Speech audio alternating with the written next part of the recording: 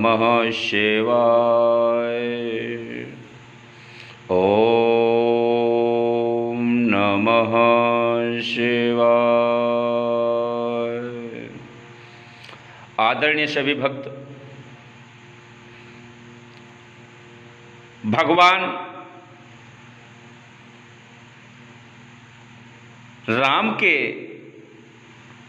ससुर जो थे जनक राज, उनके जीवन की अद्भुत कथा सुनिए।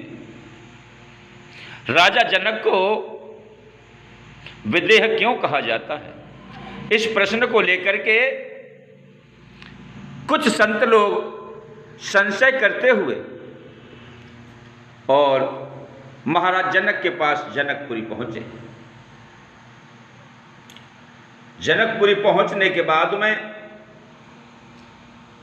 उन्होंने कहा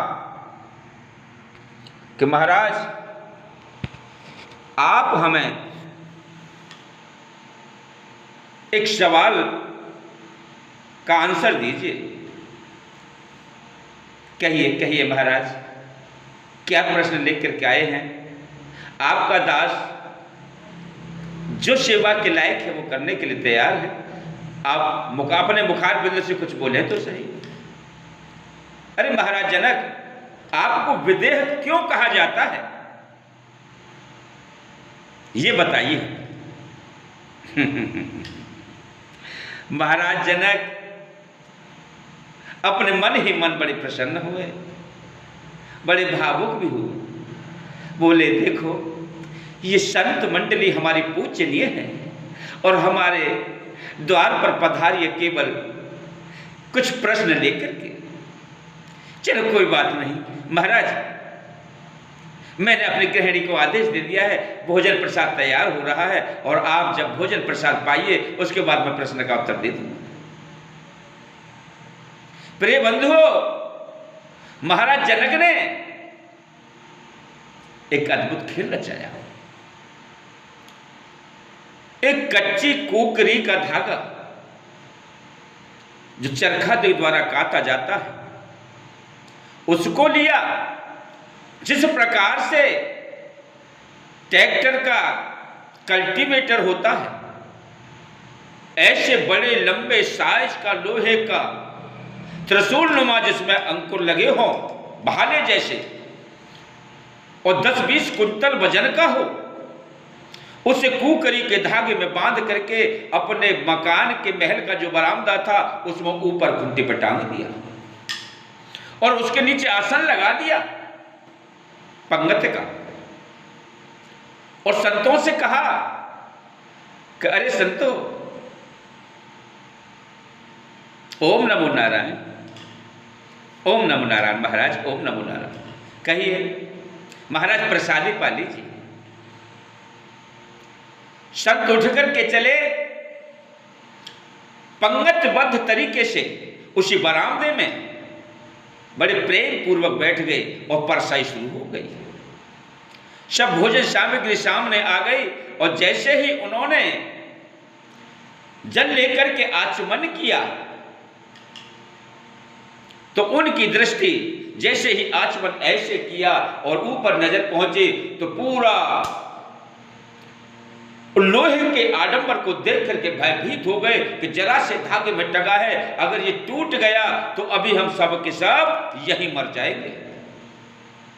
उन्होंने अपनी दृष्टि को ऐसे रखा, ताकते रहे और नीचे भोजन को करते रहे।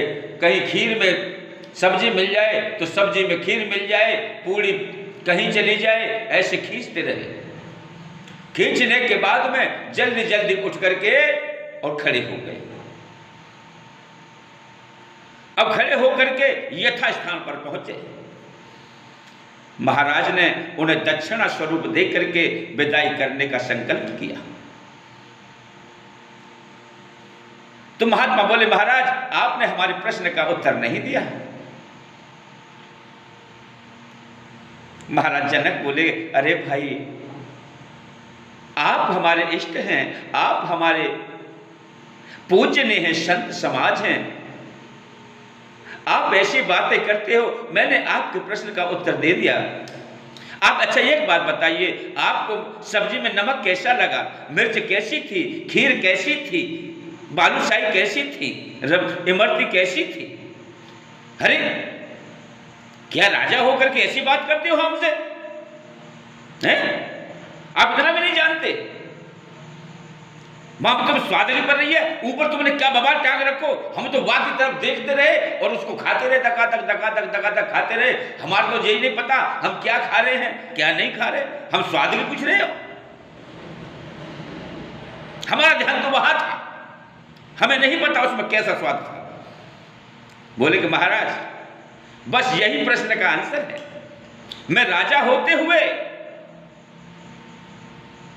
अपने राजधानी को सही तरीके से चलाता हूं, अपने परिवार को भी देखता हूं, अपने गृहस्थी को भी देखता हूं, सभी प्रजा का सही तरीके से भरण पोषण करता हूं, उनका पालन करता हूं। लेकिन परमात्मा का मेरा 24 घंटे हर पल उनसे ध्यान लगा रहता है, उनसे डोरी लगी रहती है। यही मेरा शरीर है, इसीलिए मुझे देह होते हुए भी मुझे विदेह कहा जाता है। ओम नमो नारायण। इस चैनल को सब्सक्राइब करें भाई। ओम नमो नारायण।